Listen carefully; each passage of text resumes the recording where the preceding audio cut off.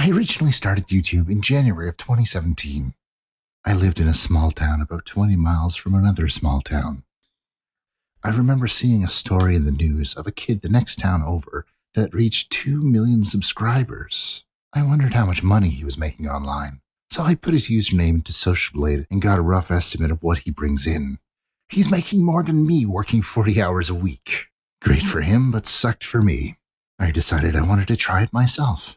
But I remembered thinking, what kind of videos should I do? What should I talk about? Should I make funny videos? Educational videos? Should I walk around my town pranking people? Nah, that's a horrible idea. It'd catch up to me too quickly. We are all basically neighbors here. I decided to do videos covering conspiracies. I've always enjoyed a good conspiracy, and if the flat earth people could get away with trolling the internet, so could I. I was working hard for a couple of months, and my channel wasn't growing fast enough for me. That's when I made the biggest mistake ever. I searched how to get more subscribers on YouTube. I saw multiple videos with millions of views. I got excited, kicking myself for not thinking of using this method sooner. At first, I started off slow, just replying to comments on videos that said, Step 1, like this comment. Step 2, sub to me. Step 3, turn on notifications. Then I'll sub to you. Shit, that's fucking easy enough. I spent hours upon hours going through comments just like this. It worked, but not fast enough. After another 2 months, I was only 500 subscribers. I moved to the next method that I saw. It was a live stream shoutout board. If you're fast enough in the chat to claim a spot on the wall by typing an exclamation mark and a number on the board, your name would just sit there on the video. If the owner of the spot didn't type their spot, they would lose it. The room moved very rapidly, sometimes too fast to see if someone was trying to steal your spot or not. You had to be on your toes. Seemed pretty pointless to me because the chat was filled with people trying to get the spots, and the bot telling them whether or not they got it. I decided I would keep my name on the board while I worked my desk job, for as long as I could anyway. I did this for a couple more months before I met her. She asked me if I'd sub to her. Now, when I first started out, I was subbing to everyone if they had just subbed back. All I cared about was the stupid fucking number. It was all that mattered. However, at this point, I was almost to my goal of 1,000 subscribers. It had been quite some time since I would sub to someone just because they asked. Now, before you go thinking I'm an asshole, I want to make it clear I wouldn't ask someone to sub me unless they liked my comment, because I wasn't going to sub to someone I wouldn't watch. What's the point, you know? Subs are subs. Views are what really mattered. I only wanted subs because people didn't want to view your videos if you didn't have subs. It was a vicious circle of flawed logic and necessity that brought me to these devilish shoutout boards. Anyway, so when she asked me to sub, I told her to give me a few minutes and I would go check out her channel. Oh my God, what a pleasant fucking voice she had. It was the voice of an angel. She never showed herself, but she sang songs, a beautiful fucking mixture of covers and her own creations. I decided to sub to her and let her know in the chat. She typed, "Good, I will sub back to you." "You have a very lovely voice," I typed back to her. Now, I don't know what it was. Her voice, maybe? God, it was lovely. I wanted to get to know her more. Now, I know it's a really bad fucking idea to get to know someone on the internet. There's so many weirdos out there, and I've read so many stories. I didn't know what it was, but I just couldn't say no to her next question. "Do you want to follow me on Facebook and Twitter? I'm trying to build my audience," she replied. Fuck! I wish I had missed that question. The chat room was moving so fast I only saw the message for a millisecond before it disappeared. I had to scroll up in the chat just to read it.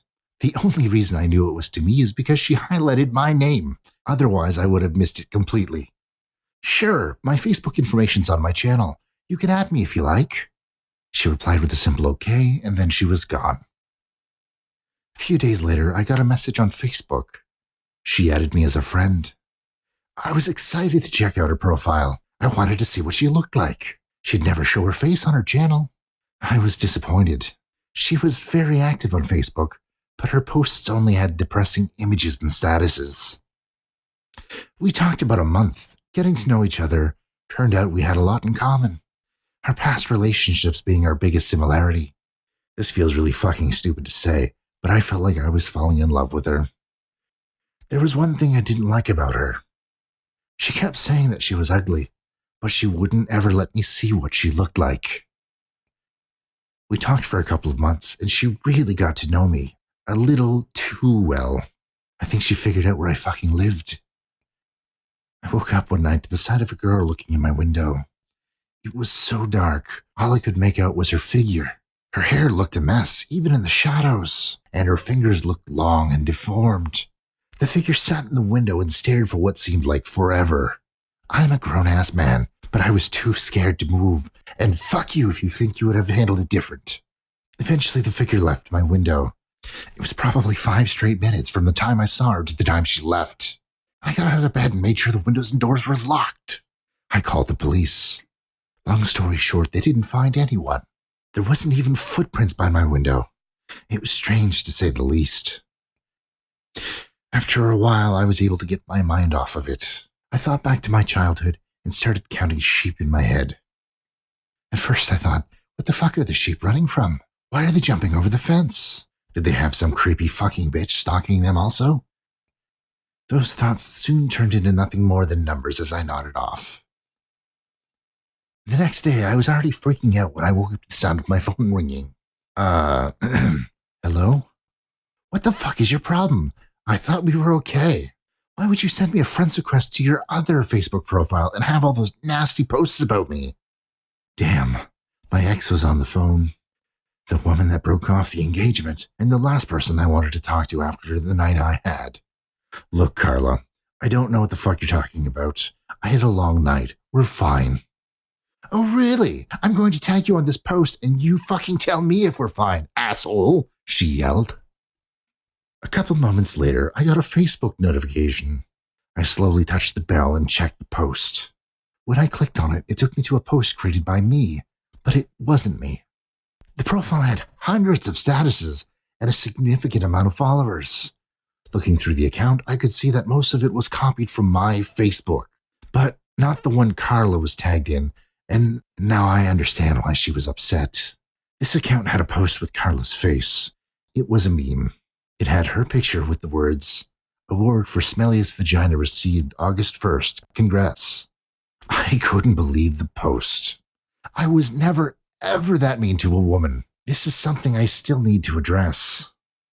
I continued to look through the fake profile. I couldn't believe it. Her so-called friends were the same friends I had. However, the conversations were different than any type of conversation and comments my friends and I would leave each other.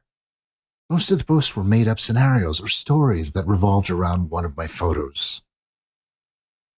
I messaged the stalker and never received a response. I tried her Facebook and even sent a message to the fake profile. As I waited for a response, I had to call my friend Pierre. He was part of the Paranormal Podcast, and I wanted to talk to him about the prior night. I explained to him everything that was going on. The fake profile, the post about Carla, and the creepy bitch outside my window. That's when he told me what to do. He said to delete my YouTube channel and my Facebook and to do it right away. I could tell by the sound of his voice that he was serious, but that didn't stop my hard-headed ass from asking why. And that's when he told me. He said the woman isn't only trying to steal my identity. She doesn't want to make sure my ex stays away and isn't trying to troll me. He said, this entity works like a body snatcher. Not like the movies, but different. It was a spirit created by all the hateful comments people made online. A nasty spirit that just wanted to be beautiful, even if that means assuming a body. What they do is gain your trust. Then they use social media to ruin your life. They cause so many problems in social media that it makes people commit suicide. He explained that's why the social media suicide rate is skyrocketing right now. After a person commits suicide, the spirit takes possession of the body. However, they can only live in it for a short period of time before they become the ugly, twisted night bitch that hides outside your window again.